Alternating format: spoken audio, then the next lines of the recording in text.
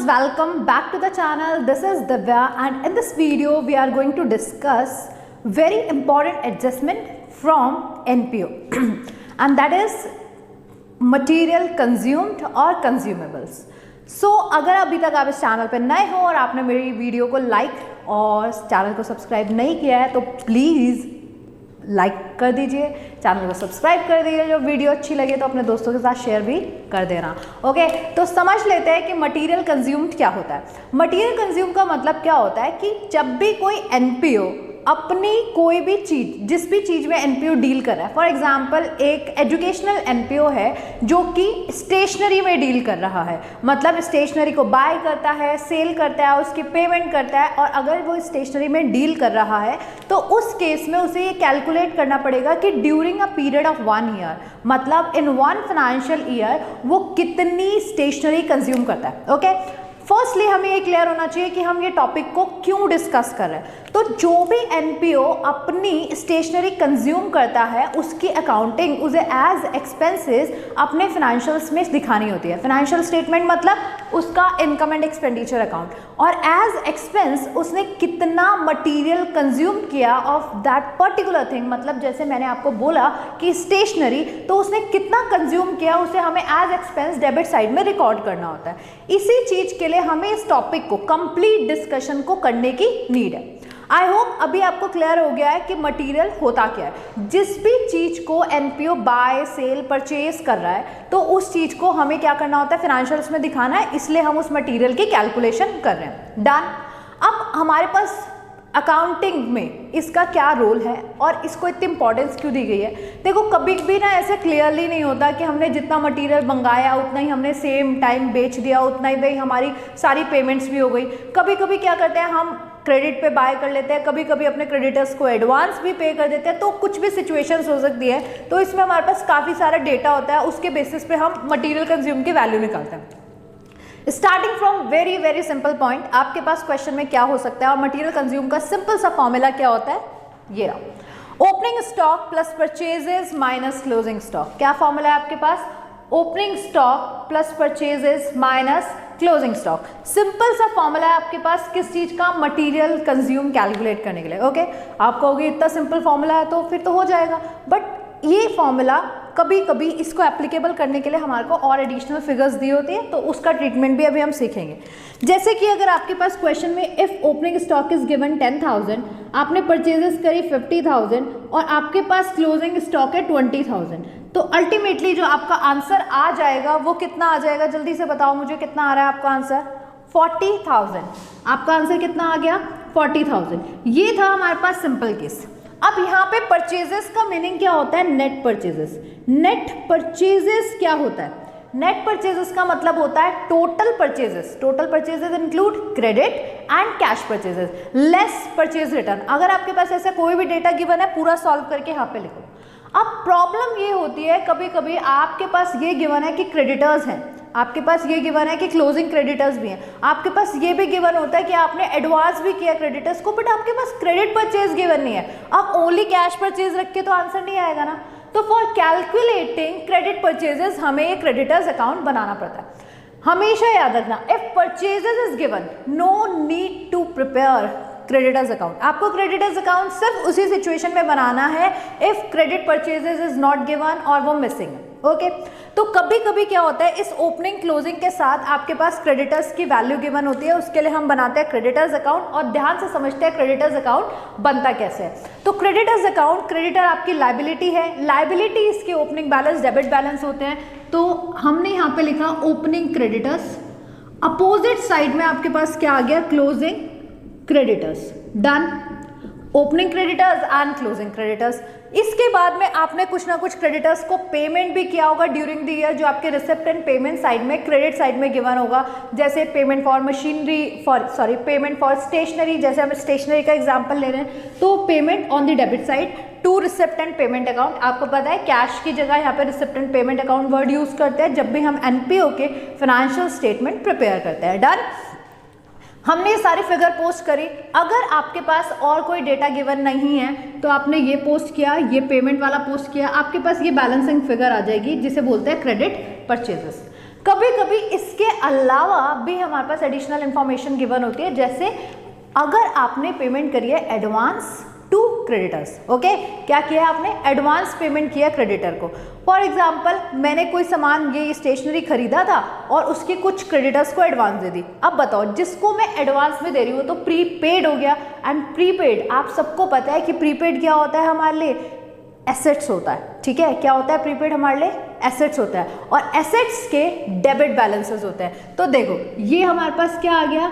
Advance to creditors, opening advance, this is opening figure and this is closing advance to creditor, closing figure. अगर आपके पास ये दोनों figures भी given है, आप इसको भी अकाउंट में पोस्ट करो, जो भी बैलेंस निकलेगा बैलेंसिंग फिगर आपके पास परचेजेस आ जाएगी। आपने जैसे परचेजेस में पोस्ट किया, आपको परचेजेस पता लग जाएगी। If cash purchases is given, तो टोटल करो, कैश प्लस क्रेडिट, दोनों को प्लस करके यहाँ क्या आ गया? Net purchases. नेट परचेजेस में आपने फिर से फॉर्मूले में अप्लाई किया और आंसर आ जाएगा। ओके, अगर आपके पास में क्या गिवन है साथ ही के साथ, नेट परचेजेस के साथ साथ, मतलब टोटल परचेजेस के बाद परचेज रिटर्न भी है तो माइनस कर दो। जनरली गिवन नहीं होता आपके पास परचेज रिटर्न, बट यहाँ पे हमारे को टोटल लेना होता है, नेट वैल्यू लेनी होती है, जिसमें हम आपकी कैश, क्रेडिट और नेट का, मतलब कि आपकी परचेज रिटर्न का ट्रीटमेंट करने के बाद ही लेते हैं। आई होप ये बातें आपको अच्छे तरीके से समझ आ गई। ये भी क्लियर हो गया कि आपको क्रेडिटर अकाउंट कब बनाना है। सिर्फ उस सिचुएशन में क्रेडिटर अकाउंट बनाना है जब आपके पास में क्या है? क्रेडिट परचेजेस की वैल्यू गिवन नहीं होगी और आपको कैलकुलेट करनी है। इसी टाइप का एक क्वेश्चन आपके CBSE के सैम्पल पेपर में भी गिवन है, आप उसे ज़रूर चेक करना। वहाँ पर ओपनिंग स्टॉक भी गिवन है, परचेजेस भी गिवन है और क्लोजिंग स्टॉक भी गिवन है। आप तीनों वैल्यू रखो, आपके पास आंसर आ जाएगा। तो आपको क्रेडिटर्स अकाउंट बनाने की नीड ही नहीं है। वहाँ पे क्रेडिटर्स अकाउंट तभी बनाओ जब आपके पास में क्रेडिट परचेज कैलकुलेट करना हो। आई होप ये फिगर्स आपको क्लियर हो गई। इस क्वेश्चन को एक एग्जाम्पल की हेल्प से हम लोग देख लेते हैं। यहाँ पर मेरे पास एक क्वेश्चन है जिसमें opening stock is given 62,000 and closing stock is 54,000। तो यहाँ पर 62,000 और क्लोजिंग स्टॉक इज 54,000। परफेक्ट। इसके साथ साथ मेरे पास गिवन है advance to creditor opening 11,500, opening advance, और इसके साथ साथ मेरे पास फिगर गिवन है क्लोजिंग एडवांस 18,200, 18,200। परफेक्ट।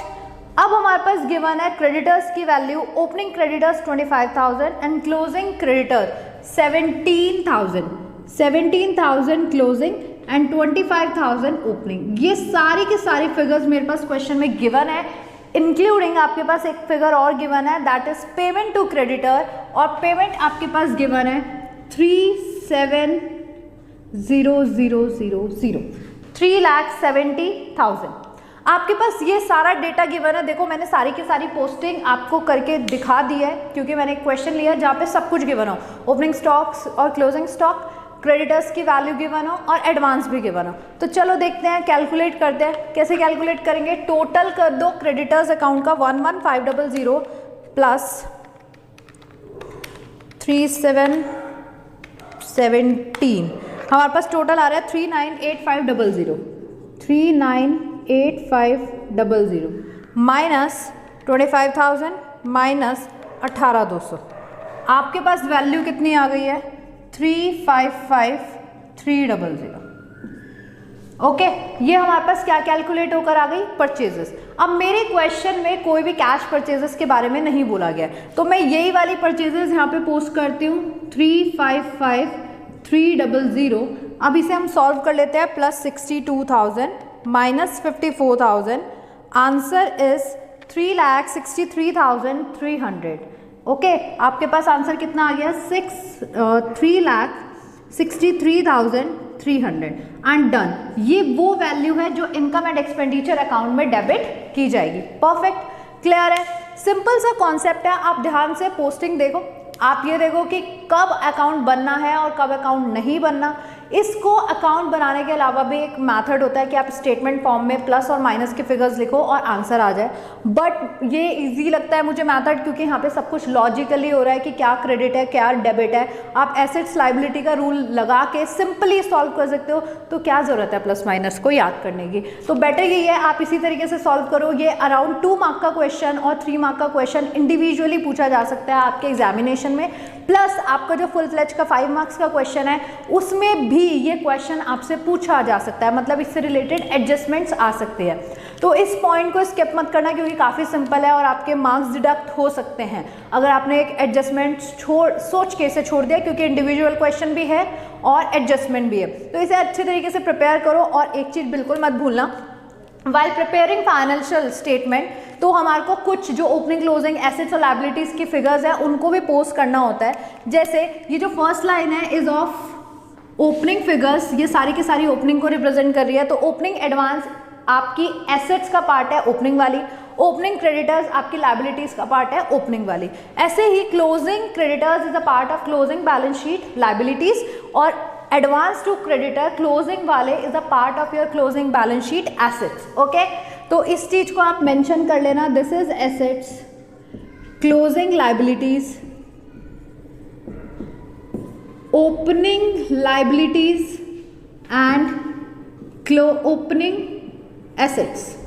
सेम यहाँ पर opening stock is a part of opening balance sheet, okay, और ये है हमारे पास एसेट्स का पार्ट, और ये भी हमारे पास क्या है, closing balance sheet, part of closing balance sheet as assets.